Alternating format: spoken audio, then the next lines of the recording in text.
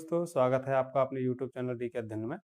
आज हम अनुपात समानुपात के प्रश्न हल करेंगे और जो प्रीवियस ईयर में आए सवाल हैं उनको भी देखेंगे। चलिए दोस्तों, पहला सवाल शुरू करते हैं।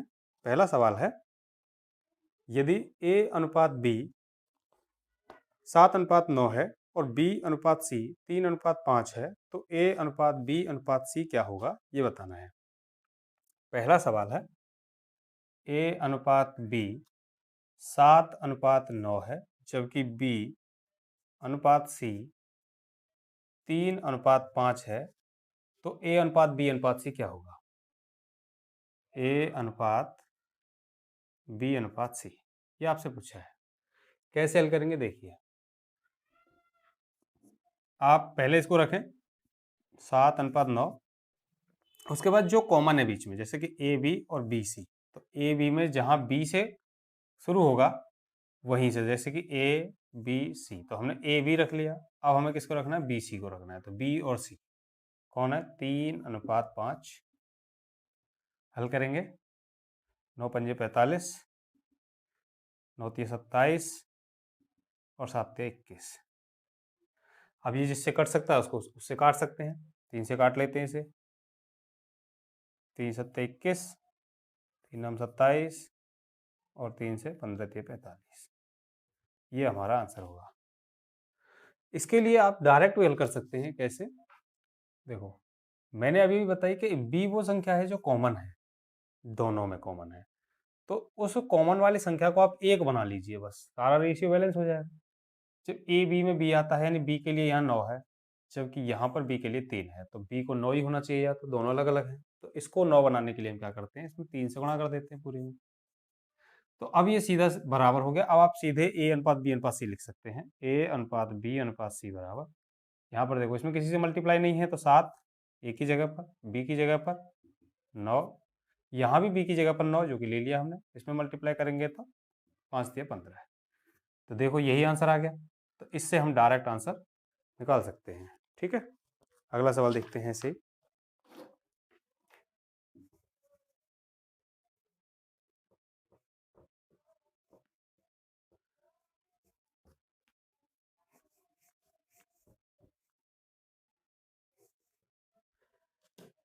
देखिए दोस्तों, अगला सवाल, x रुपए को A B C के बीच विभाजित किया जाता है, जैसे कि A और B के शेयरों का अनुपात 6:7 है। इसमें दिया है A और B का शेयर, A और B के शेयरों का रेशियो है 6:7 है, और B और C के रेशियो जो है वो 3:2 है। B और C के 3:2 है। यदि A और C के शेयर का अंतर, जो A और C में जो डिफरेंस दिया है वो दिया है 540 रुपये, तो आपको बताना है कि x का मान कितना है। x मतलब टोटल राशि कितनी है उनके, क्योंकि टोटल रुपए x थे, उसी को बांटा गया था। डिफरेंस दे रखा है हमें। तो पहले आप इसका कंबाइंड रेशियो बनाइए, A अनुपात B अनुपात C।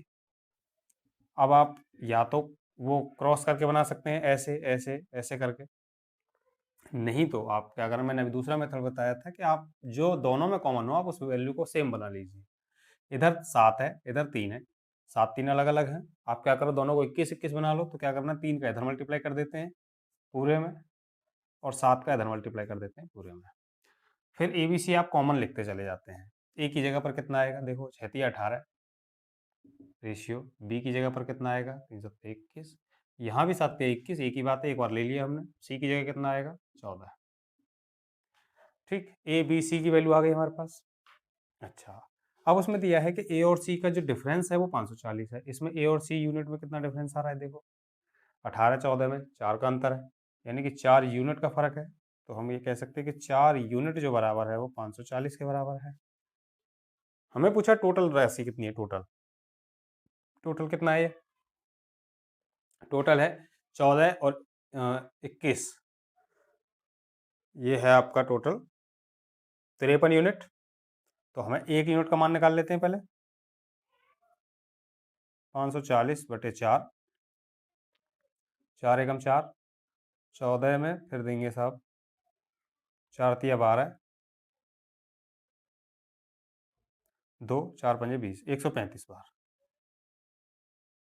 ठीक, अब हम कितने का निकालना है? 53 यूनिट का। तो 53 यूनिट का मान निकालेंगे तो 53 इंटू 135, 53 इंटू 135, ये आ जाएगा आपका 7,155 रुपये टोटल। ये हमारा आंसर हो जाएगा। चलिए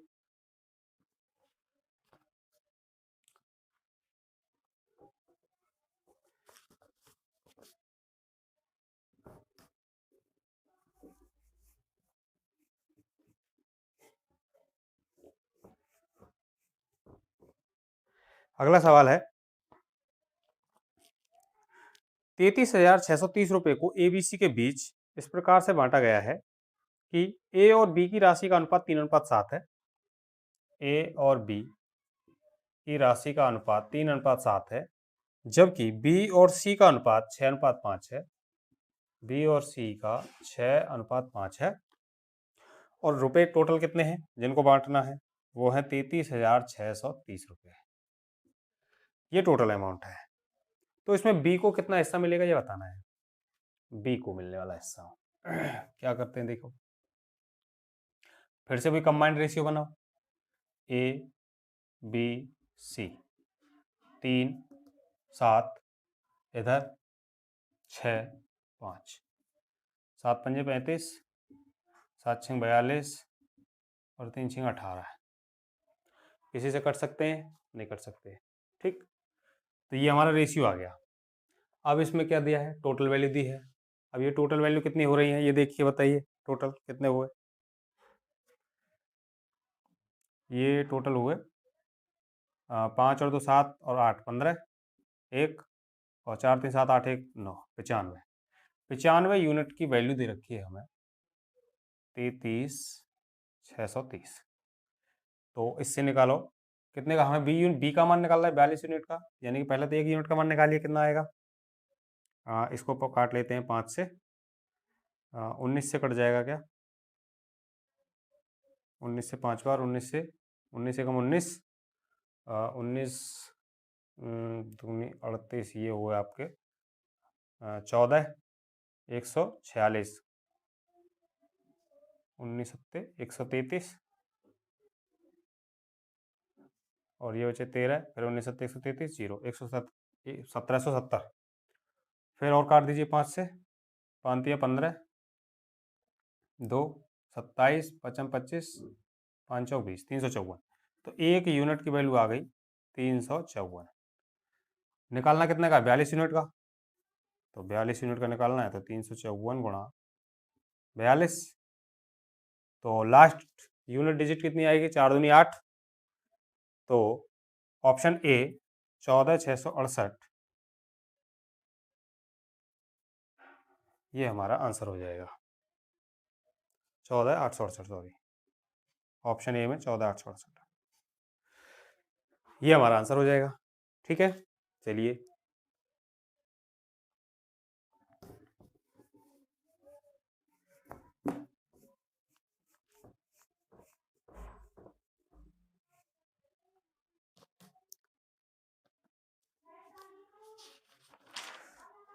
अगला सवाल है, एक तरबूज को भार के अनुसार 3:5 के अनुपात में 2 टुकड़ों में काटा गया है। एक तरबूज था, उस तरबूज को 3:5 के अनुपात में तोड़ दिया, उसको बांट दिया, 2 हिस्से कर दिए उसके। फिर क्या हुआ? उसमें बड़े टुकड़े को भार के अनुसार 5:7 के अनुपात में दोबारा बांटा। बड़े वाला टुकड़ा तो ये है, इसको फिर से बांटा, और जो बांटा वो रेशियो था आपका 5:7। इसको 5:7 के रेशियो में फिर से बांटा। अब वो कह रहे हैं तदनुसार तीनों टुकड़ों का अनुपात क्या है, तीनों का कंबाइंड रेशियो बताना है। तो पहले तो इसको बांट लेते हैं। देखिए बांटते कैसे वो समझो। अगर कोई टोटल वैल्यू टी है मान लीजिए हमारे पास, और वो ए अनुपात बी अनुपात सी मान लीजिए 3 टुकड़ों में उसको बांटना है, तो पहला जो हिस्सा होगा तो पहला ए बटे कितने में से? इस टोटल में से ए प्लस बी प्लस सी, इस टोटल में से ए हिस्सा मिलेगा, और बंटवारा किसका होना? इस टी का। तो ये मिलेगा पहला हिस्सा। ऐसे अगर दूसरा हिस्सा निकालना हो तो हम दूसरे वाले का क्या निकलेगा?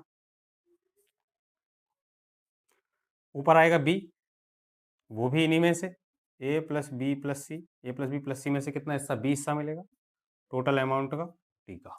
इस तरीके से हम उन पैसों को या किसी भी वैल्यू को बांटते हैं अगर रेशियो में टोटल वैल्यू बांटनी हो।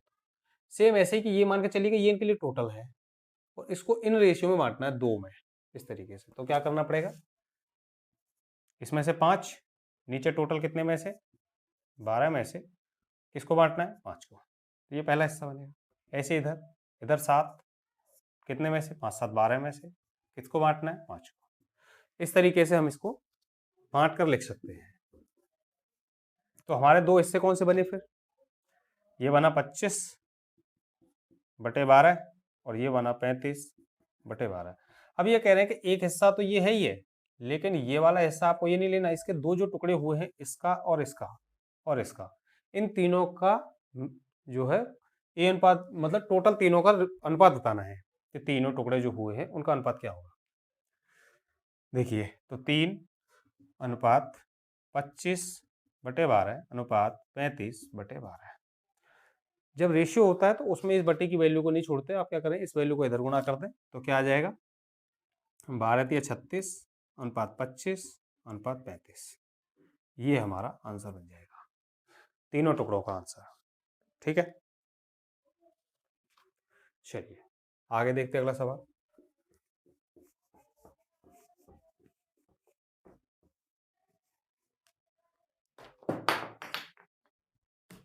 अगला सवाल है, यदि a प्लस बी बटे सी, बराबर है 23/12, दूसरा b प्लस सी बटे ए बराबर है 17/8, तो आपको बताना है a प्लस सी बटे b, a plus c by b, ये बताना है। कैसे करेंगे, देखो, इसमें भी ए बी सी है, इसमें भी ए बी सी है, पूछा भी ए बी सी के रूप में ही है, बस उनको अलग अलग टुकड़ों के रूप में देखा गया है। तो आप इन टुकड़ों को आप जोड़ के तब इक्वल बनाइए, तब हल करिए। यहाँ पे देखो, यदि ए बी सी हम तीनों को जोड़ते हैं तो 23 और 12 35 होते हैं, जबकि दूसरे वाले को जोड़ते हैं तो 25 होते हैं। ये तो अलग अलग है, 25 35। तो आपको क्या करना है, तीनों को आप तीनों का एलसीएम मानिए आप, इन दोनों का कितना आता है, 175। तो आप इन तीनों के लिए, इस दोनों हिस्सों के लिए इसको 175 बनाइए। तो 175 बनाने के लिए यहाँ पे क्या करना पड़ेगा, 5 से गुणा, और यहाँ कितने तक करना पड़ेगा, 7 से गुणा। चलिए, तो फिर नया ये रेशियो किस में बदल के आ जाएंगे, ये देखो, 23 पंजे 115, 12 पंजे 60, और यहाँ पर 17 सत्ते 119, और 8 सत्ते 56। अब ये वैल्यू सेम है, क्या आप इसको और इसको जोड़ लीजिए तो भी 175, इसको जोड़ लीजिए तो भी आप कितने बचाएंगे, 175, ठीक है। चलिए, तो अब इससे सीधी सीधी ए की सी की वैल्यू कितनी मिल गई हमें, 60, इससे ए की वैल्यू कितनी मिल गई हमें, 56, बी की और रह गई है, तो बी की निकालने के लिए हमें क्या करना है, ए और सी की जोड़ के इसमें से माइनस कर देते हैं 175 में से, तो बी की वैल्यू ये कितने हुए, 116, 116 यदि माइनस करते हैं तो कितने बचते हैं, 59, ठीक है। तो अब ये आपसे पूछा है ए प्लस सी, तो ए प्लस सी कितने आ रहे हैं, 116 बटे बी, बी मतलब 59, 116 बटे 59, ये हमारा आंसर बन जाएगा, ठीक है। चलिए आगे,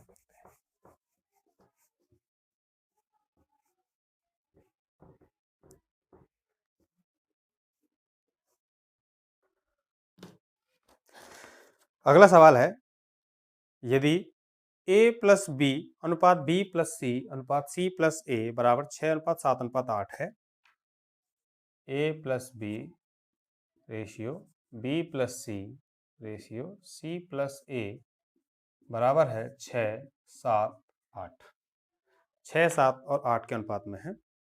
यदि a प्लस बी प्लस सी 14 है, एक और कंडीशन दी है कि a प्लस बी प्लस सी 14 है, तो आपको बताना है c कितना है। पहले इससे आप क्या करिए, रेशियो निकालिए सबका। अगर हम इस सबको जोड़ लेते हैं तो ये बनता है 2 a प्लस बी प्लस सी बराबर, ये कितने होते हैं, 8 7 15 6 21 बटे 2 कर देते हैं इधर, 2 हटा के, यानी कि ये। अब हमें किसका मान निकालना है, अगर मान लो a का मान निकालना है तो b प्लस सी को हटा देते हैं, तो b प्लस सी की वैल्यू कितनी है, 6, इसमें से माइनस कर दो 6, ठीक है, तो 6 दूनी 12, कितने बचे, 9 बटे 2, ठीक। b प्लस सी की वैल्यू 6, b प्लस सी की तो 7 थी, ठीक, 7 दूनी 14 में से ये घटाओ 7 बटे 2, ऐसे b की निकालनी है तो 21 बटे 2 में से किसको माइनस करना है, अगर हमें b की निकालनी है तो c और a वाला हिस्सा घटाना पड़ेगा, यानी 8, 8 दूनी 16 घटाएंगे तो 5 बटे 2, और अब निकालनी है c की, और c की निकालनी तो a और b वाला हिस्सा माइनस कर देंगे, 21 बटे 2 में से माइनस कर देंगे 6, तो 6 दूनी 12, यहाँ पे बचा 9 बटे 2, ये आया। तो यदि हम a ratio b ratio c की बात करते हैं तो सबका बटे 2 सबका बटे 2 कैंसिल हो जाएगा, तो क्या आंसर आया, 7 5 9, ये हमारा ए बी सी का रेशियो बन गया। लेकिन उसने कहा कि ए बी सी तीनों का जोड़ 14 है, तो इसको निकाल लेते हैं हम, कितना आता है, देखो ये 7 5 12, 12 और 9 21, यानी कि 21 यूनिट की जो वैल्यू है वो 14 है। 21 तीनों का जोड़ है ना, 21 यूनिट, 21 यूनिट के जोड़ टोटल कितना है, 14, तो एक यूनिट की वैल्यू क्या आएगी, 14 बटे 21, 7 से काट लो, 7 दूनी 14, 7 तिया 21, यानी कि 2 बटे 3, एक यूनिट का मान आया 2 बटे 3। हमें किसका निकालना है, सी का, तो सी की कितनी है, सी की यूनिट है 9, तो सी का हिस्सा कितना निकलेगा, 9 इंटू 2 बटे 3, निकाल रहे हैं किसका, सी का, 3 तिया 9, 3 दूनी 6, 6 हमारा आंसर आ जाएगा। पूछा सी का हिस्सा कितना होगा, तो सी का कितना आएगा, 6, ठीक है।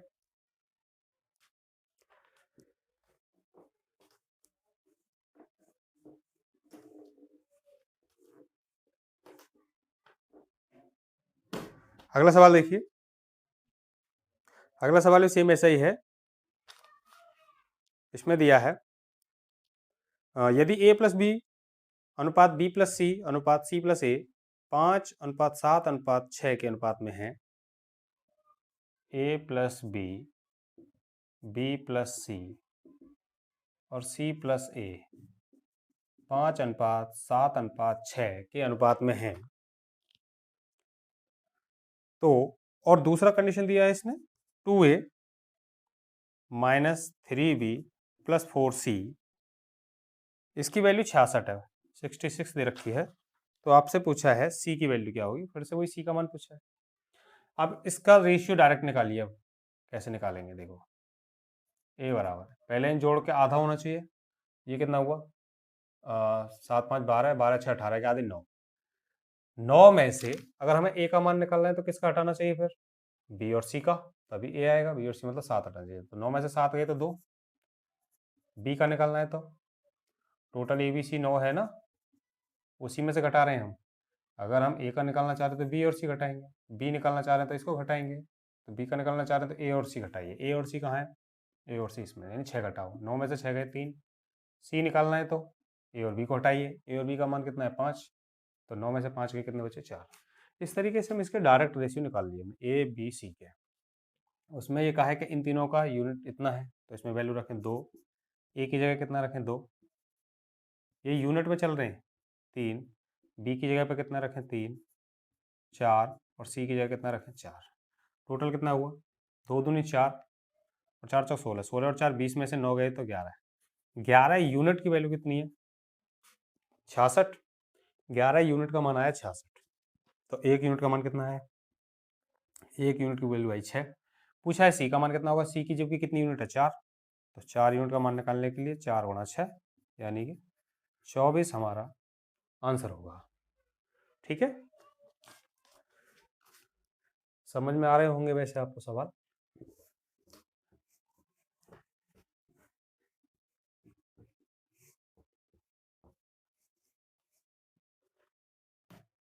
अगला सवाल देखिए, यदि a अनुपात b 3 अनुपात 2 है तो 5a plus 2b upon 3a plus 4b का मान बताना है। a रेशियो b की वैल्यू दे रखी है 3:2, और आपसे पूछा है 5a plus 2b upon 3a plus 4b, इसका मान पूछा है। इसमें तो कुछ नहीं, देखो जब रेशियो अगर हमें दे रखा है, इसमें वैल्यू जो दी गई है वो रेशियो में है, अनुपात में है।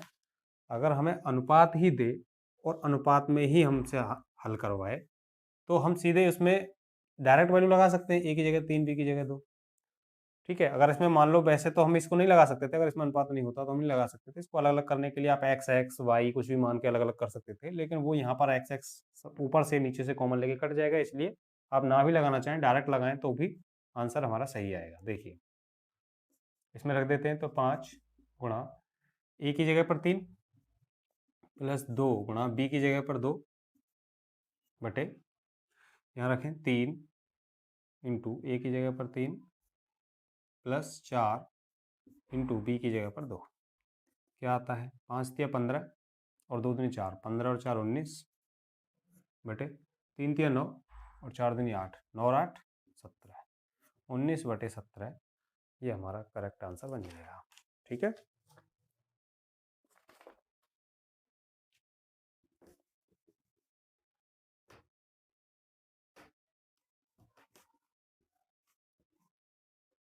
आगे सवाल देखिए। अगला सवाल है, स्कूल के थैले और जूते के दाम 7:5 के अनुपात में है। स्कूल का बैग है और जूते हैं, ठीक है, तो बैग और रेशियो शूज, इनका जो रेशियो दे रखा है वो 7:5 में दे रखा है।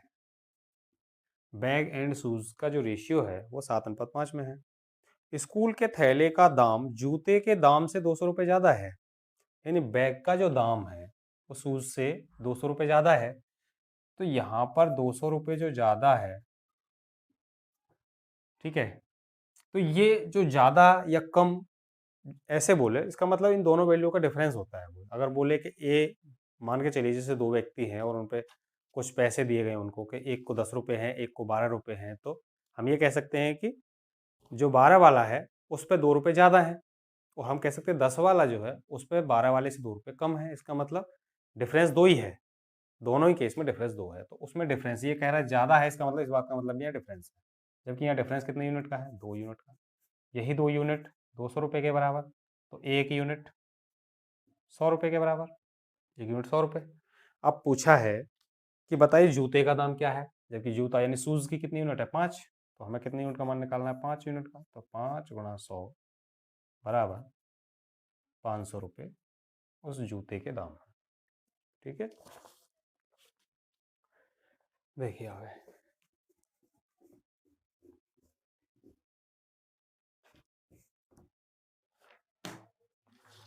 आगे सवाल देखते हैं।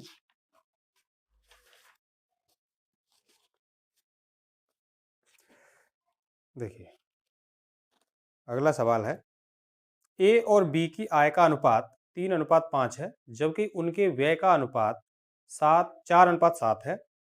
यदि ए और बी क्रमशः 16,000 और 26,000 रुपये की बचत करते हैं तो उनके व्यय के बीच का अंतर बताइए क्या होगा। देखो इसको ऐसे हल करते हैं, आय का जो अनुपात है ए और बी का, ए और बी, इसमें आय का जो रेशियो दिया है वो दिया है 3:5 का अनुपात है, जबकि उनके व्यय का जो रेशियो दिया है वो 4:7 है। ठीक है, अब वो ये कह रहे हैं कि वो 16,000 और 26,000 रुपये की बचत करते हैं। तो आय ये है, व्यय ये है, तो आय में से व्यय हट जाए तो बचेगी बचत, जो कि यहाँ दे रखी है 16,000 पहला व्यक्ति और दूसरा व्यक्ति 26,000 रुपये की बचत करता है। ठीक है, तो इस तरीके से हल करते हैं। सवाल में पूछा है तो उनके व्ययों के बीच का अंतर बताइए, व्ययों का अंतर बताना है। तो आपको क्या करना है, ऐसे सवाल में ध्यान रखना, इसको यहाँ पर क्रॉस मल्टीप्लाई करके ऐसे इस तरीके से उनका डिफरेंस लेते हैं, फिर यहाँ पे भी क्रॉस मल्टीप्लाई करके उनका डिफरेंस लेते हैं, वो हमारी एक यूनिट होती है। लेकिन वो यहाँ याद रखना कि ये वो एक जो यूनिट निकलती है वो ऊपर जो वैल्यू ली जाती है उसी की यूनिट होती है। अगर हम आय के लिए निकालना चाह रहे हैं तो आय ऊपर ले लें, अगर हम व्यय के लिए निकालना चाह रहे हैं तो व्यय ऊपर ले लें। तो इसमें पूछा है व्यय में अंतर बताइए, इसका मतलब व्यय के लिए निकालना चाहते हैं तो इसको हम व्यय को ऊपर कर लेंगे और आय को नीचे कर देंगे।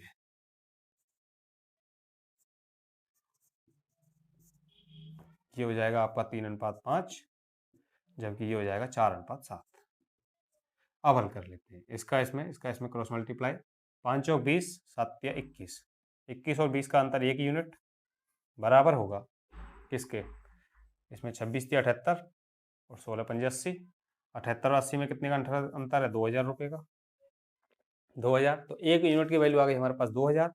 सवाल में पूछा है आपको उनके व्ययों के बीच का अंतर बताइए, उनके व्यय के बीच में अंतर कितने का है, 4 यूनिट, 7 यूनिट, अंतर कितने यूनिट का, 3 यूनिट, यानी हमें 3 यूनिट की वैल्यू निकालनी है।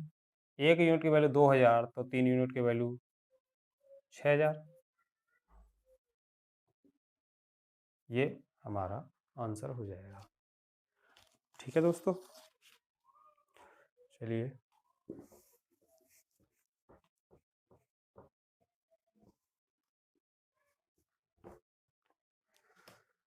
आगे देखते हैं।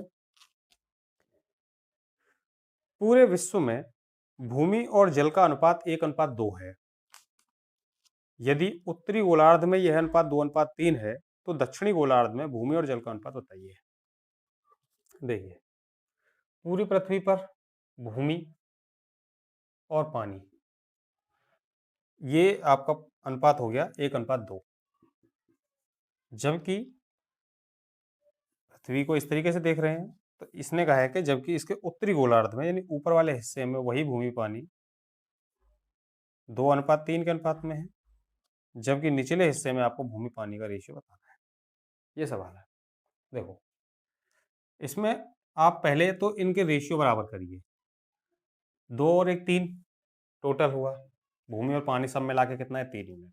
जबकि यहाँ पर कितना बैठ रहा है, 5 यूनिट। तो 3 में से 5 तो कैसे खर्च हो सकता है, ऐसे तो हो ही नहीं सकता कि 3 टोटल है, उसमें से 5 तो आधे हिस्से में चला गया, ऐसा नहीं। तो आप इसको मैनेज करने के लिए क्या करना है, आप इनकी वैल्यू को बराबर करिए पहले। अगर ये 3 है, ये 5 है, तो आप इसका 5 का इधर और 3 का इधर मल्टीप्लाई कर दीजिए। इसमें इधर करना है 5 से और इधर करना है 3 से। ठीक है, लेकिन अब यहाँ पर ये देखिए कि एक हिस्से में इतना गया, एक हिस्से में इतना गया, इसका मतलब टोटल 2 गुना रहा होगा, तभी डबल रहा होगा ना। अगर एक यहाँ गया, एक यहाँ गया, तो टोटल इसके पास 2 होगा, इसलिए इसमें 2 से मल्टीप्लाई और करते हैं। ठीक है,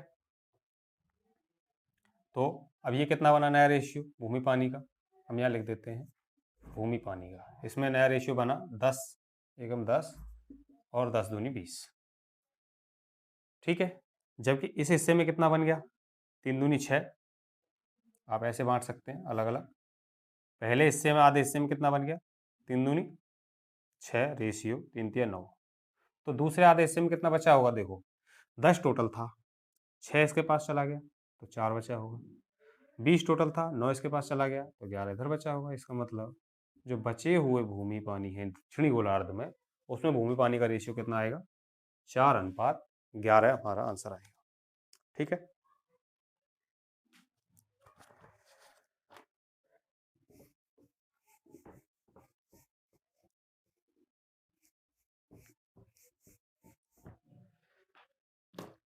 अगला सवाल देखिए इसी।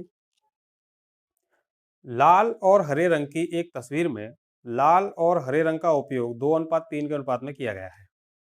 लाल यानी रेड और ग्रीन, इस रंग की एक तस्वीर है जिसमें उनमें जो कलर है वो 2:3 के अनुपात में यूज हुआ है।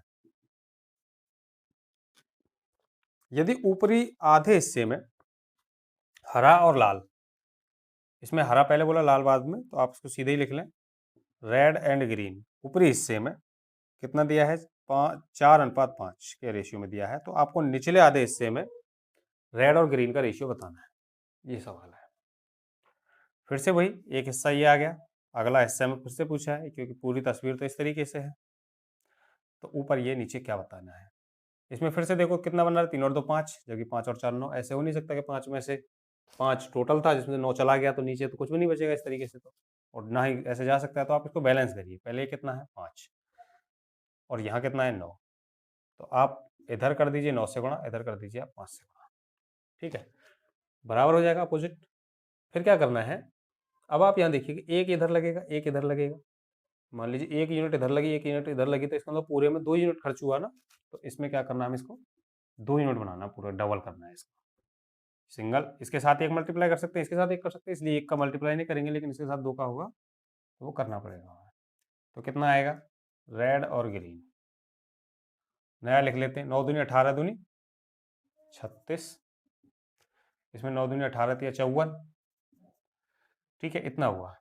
अब यहाँ देखो, अब इसमें आधी तस्वीर में अलग रंग गए, आधी तस्वीर में अलग रंग गए। तो अब यहाँ देखो, आधी में कितने गए, 5 चौक 20, रेशियो 5/25। तो अब इसके हिसाब से देखो क्या बचा, 36 टोटल थे, 36 रेड था, जिसमें से रेड आधे हिस्से में चला गया 20, तो कितने रह गए 16। इधर 54 टोटल थे, 25 इसमें चला गया, तो फिर कितना बचा, 15 में से यहाँ पे कितना बचा, 29। तो बचे आधे हिस्से में रेड और ग्रीन का जो रेशियो है वो 16:29 का अनुपात में होगा। ठीक है, चलिए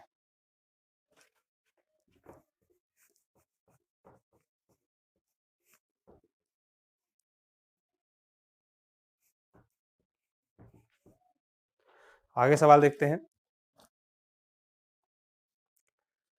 दो संख्याओं के योगफल का 30% और उनके अंतर का 40% के बराबर है, तदनुसार बड़ी संख्या और छोटी संख्या का अनुपात क्या होगा, ये बताना है। देखिए, दो संख्याएं हैं, उनके योगफल का 30%। मान ली संख्या ए और बी है, हमने ए और बी संख्या मानी, तो उसमें है कि ए और बी का, दोनों संख्याओं के योग का 30% बराबर है उनके अंतर यानी ए माइनस बी के 40% के, ये दिया है। तो ए और बी का रेशियो पूछा है, कुछ नहीं करना, देखो दोनों परसेंटेज से दोनों ओर से कट गई, 0 से 0 भी कट गई, आप इसका मल्टीप्लाई कर लीजिए। इसका आया 3a plus 3b 4a minus 4b, ये a इधर घटेंगे तो a और ये b इधर जाएंगे तो 7b, तो a बाई b कितना आएगा, b इधर चला जाएगा 7/1 ये आएगा। तो इसमें पूछा क्या है आपसे, यही पूछा है कि बड़ी संख्या छोटी संख्या का अनुपात बताइए, तो बड़ी ये छोटी ये, तो बड़ी छोटी का अनुपात क्या आ गया, a अनुपात b बराबर है 7 रेशियो, ये हमारा आंसर बनेगा। ठीक है,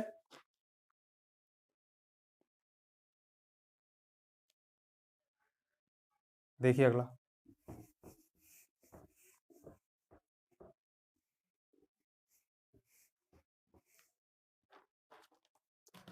अगला सवाल है, तीन संख्याओं का अनुपात 2:3:4 है, यदि उनके वर्गों का योगफल 1856 है तो वे संख्याएं कौन सी हैं।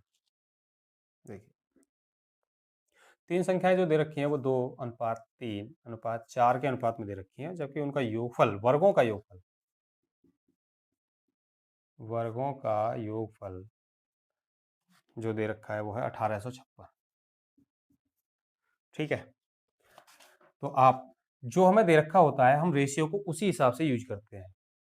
तो वर्गों का योग दिया तो आप इसके वर्गों का योग करें। पहले तो इस संख्या को यदि हम अलग अलग करते हैं रेशियो से, तो ये बनती है 2x 3x और 4x।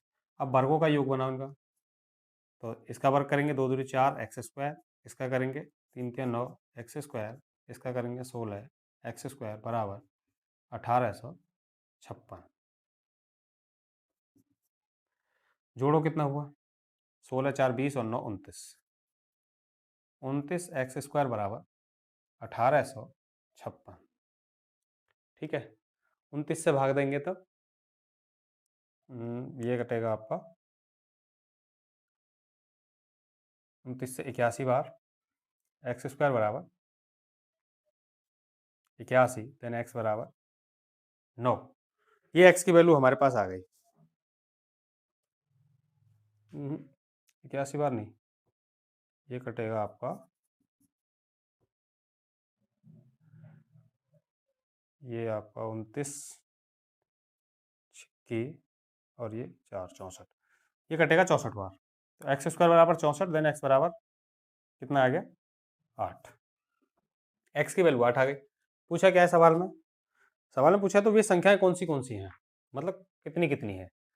तो एक्स की वैल्यू इसमें गुणा कर दीजिए आप, सबकी संख्या आ जाएंगे। तो इसमें गुणा करते हैं तो 8 दूनी 16, इसमें 8 3 24 और 8 चौक 32, 16 24 32 ये हमारा आंसर होगा।